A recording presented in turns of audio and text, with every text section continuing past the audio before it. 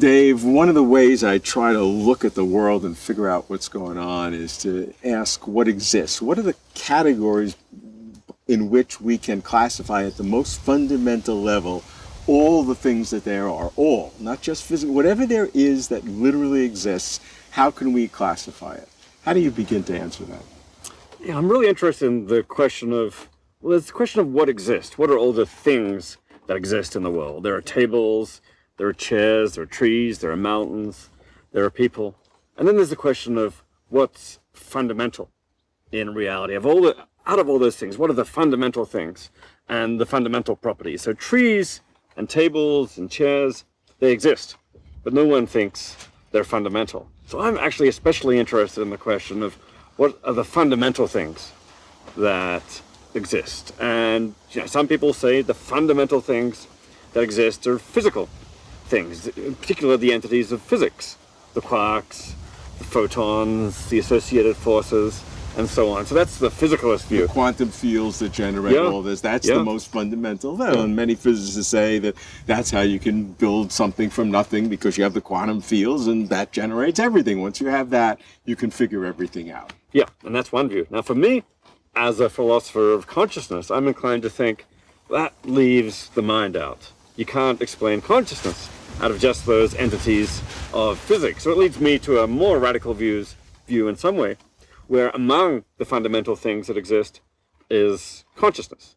And in fact, both physics and consciousness need to be taken as fundamental. So that's an expanded ontology compared to the physical ontology. You've got these two categories of physics and of consciousness. One really interesting question is whether those might somehow be reconciled into one basic underlying category. In physics, they talk about the grand unified theory that will bring together relativity and quantum mechanics and all the different forces and so on. Well, let's take that one step further. Could there be a grand unified theory that brings consciousness into the mix too? Philosophers sometimes talk about neutral monism, the idea there's some basic thing that might underlie monism being one thing. One thing, but yeah, more primitive than physics, more primitive than consciousness, that somehow underlies it all. And philosophy people sometimes talk about the idea there could be some proto-physical, proto-conscious entity that underlies and unifies both physics and consciousness. And that's an idea I'm really interested in. If there were such a thing, would that be necessary? Would it be necessary for what? Would it be something that had to exist? Necessary in the sense that there'd be no possible world in which that would not exist. That's an interesting question. I'm inclined to think the world is fundamentally contingent, as in it is this way, but it could have been a different way, could have been a radically different way. Even if, for example, there's no God in this world, maybe there could have been a world with a God. Even if this is a world of physics, there could have been a world of just mind. So I'm inclined to think that what's special about the natural world is that it is not necessary. It didn't have to be this way. It just is this way, and that's kind of a brute contingent feature of reality. The fundamental features of reality, in my view, are all the basic, unexplained, contingent features of reality, which we just have to take for granted as basic features. Okay, so we have the reality that we have, which is contingent, as you're saying, and we're looking for what are the most fundamental levels. But there are other things that we have. There's abstract objects, there's mathematics, there's... How do you deal with those kinds of things? I mean, I want to have everything. Okay. I want to have my hand around everything. You want an ontology of the entire universe, right. The concrete, the abstract, the mental, the physical. And everything. How do we get the most fundamental levels of everything that exists? That's a great question. And, I'm especially interested in natural ontology, the ontology of the natural world, which to me includes both physics and minds and so on. But once you start bringing in mathematics and abstract objects and so on, and they might have an ontology all of their own. I'm a little bit deflationary about the ontology of mathematics. I don't think numbers have the kind of fundamental existence that, say, particles do, or that minds do. Particles are really there. Minds are really there. Are numbers really there? I'm inclined to give kind of a quizzical answer to that question. Maybe it's not a question that we have to answer in order to do science. And that's a legitimate position, of course, but there are people who would take quite the opposite. Oh, They'd yeah. say the only reality are the abstract objects, and somehow they have generated all this apparent physical and mental stuff. Yeah, I've never seen how you get a concrete world out of a purely abstract world. You know, it's Pythagoras' view. It's just numbers. Well, some people mathematics is at the fundamental. Some people say that value, the goodness, is something that has creative powers to generate everything else. Pan of valuatism. You heard it first here. Okay, so goodness and badness are the fundamental. Well, maybe this would be an interesting form of neutral monism. Goodness and badness are fundamental, and everything else arises from their interplay. Right. I recently heard, in the context of panpsychism, the idea that consciousness is fundamental.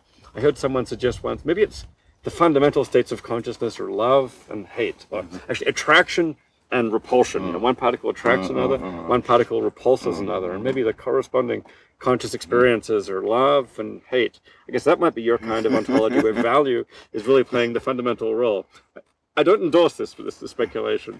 All right, but, so let's go back to where we have abstract objects and concrete objects. In concrete objects, we have physical things and mental things. I think that's where you are, and that's what we're dealing with here. Now, in the physical pieces, are there ways to disaggregate the physical at fundamental, or are you saying there's just quantum fields and that's it? But when they aggregate themselves into trees and mountains and people, are there differences? Are there any fundamental differences in the aggregations, or is it just this field below and everything else is trivial? in the case of classical physics, it seemed relatively easy. There were these particles, and you put together particles into clusters of particles, molecules, cells, bodies, and it's all just kind of composition.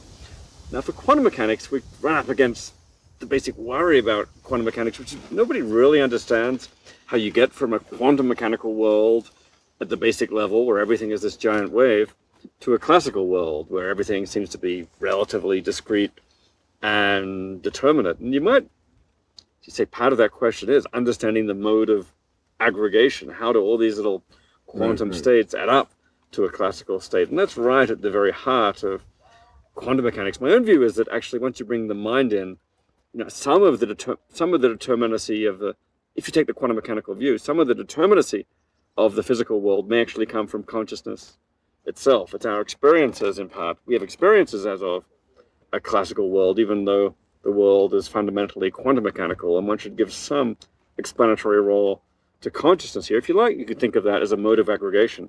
That is part of the explanation of why you have a classical world that looks like this, with mountains and trees and so on, of a discrete and determinate kind, even though the world is fundamentally quantum mechanical. Aggregation is a particularly important issue no matter what you're dealing with in terms of building up from the quantum or even from a panpsychist point of view. How do you get from the small composition of individual proto-consciousness into the fully blown consciousness? So this is a problem no matter where you're looking. This is the biggest problem, I think, for the panpsychist view, where consciousness exists at the fundamental level. All these particles, all these quantum wave functions have some associated consciousness. Well, that's great. Now we've got consciousness into the picture, but you don't yet have my consciousness into the picture. You've just got some particles consciousness. So how does all the little micro consciousness that exists at that bottom level come together and combine to yield the kind of macro consciousness that I have? Philosophers call this the combination problem. How do little minds combine into big minds? And a lot of smart people have been thinking about this the last few years, and actually there are a lot of interesting ideas, but nothing that's really, I think, convinced a whole lot of people yet. So if panpsychism can solve that problem, I think it immediately becomes one of the leading contenders, maybe the leading contender, for a solution to the philosophical mind-body problem. But if it can't, then panpsychism is going to turn out to be in the same situation as standard materialism or physicalism, with a fundamental gap between the micro level and the macro level. So what do you conclude about what exists? At the end of the day, where are you right now in terms of fundamental categories? I think consciousness exists, and I think physics exists, and I think they're both fundamental. Are they ultimately the same fundamental category, or are they distinct? That's, for now, an open question.